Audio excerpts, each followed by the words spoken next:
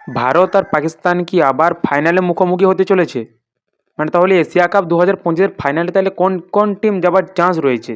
শ্রীলঙ্কা তো পাকিস্তানের কাছে হেরে গিয়ে প্রায় ফাইনাল থেকে একদম ছিটকে পড়েছে বললেই চলে।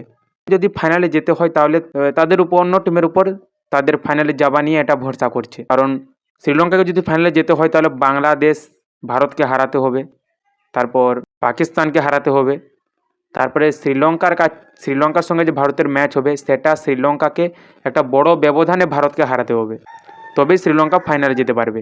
ভারত প্রায় ফাইনাল বললেই চলে, কারণ ভারত আর দুটো ম্যাচ বাকি রয়েছে, সেই দুটোর মধ্যে যে কোনো একটা জিতলেই তারা ফাইনালে চলে যাবে। আর পাকিস্তান যেভাবে ফাইনালে যাবে সেটা হচ্ছে ভারত যদি বাংলাদেশকে হারিয়ে দেয়, তারপর শ্রীলঙ্কাকেও হারিয়ে দেয়, আর পাকিস্তান যদি বাংলাদেশকে হারিয়ে দেয়, যেমন যে ম্যাচটা কালকে রয়েছে, তবে মানে পাকিস্তানের রান রেটটা বেশি হয়ে সে ফাইনালে যেতে পারে। বাংলাদেশ কীভাবে ফাইনালে যেতে পারে? বাংলাদেশ ভারতকে হারাতে হবে, পাকিস্তানকে হারাতে হবে, কিংবা বাংলাদেশ ভারতকে হারালো আর যদি পাকিস্তানের কাছে বাংলাদেশ হেরে গেল, তবে শ্রীলঙ্কা যদি ভারতকে হারিয়ে দেয় সেক্ষেত্রে বাংলাদেশ ফাইনালে পৌঁছে যাবে। এই হচ্ছে এশিয়া কাপ 2025-এর ফাইনালে যাওয়ার সমীকরণ। তোমাদের কি মনে হয় যে কোন কোন দল ফাইনালে যেতে পারে? অবশ্যই কমেন্টে জানাও।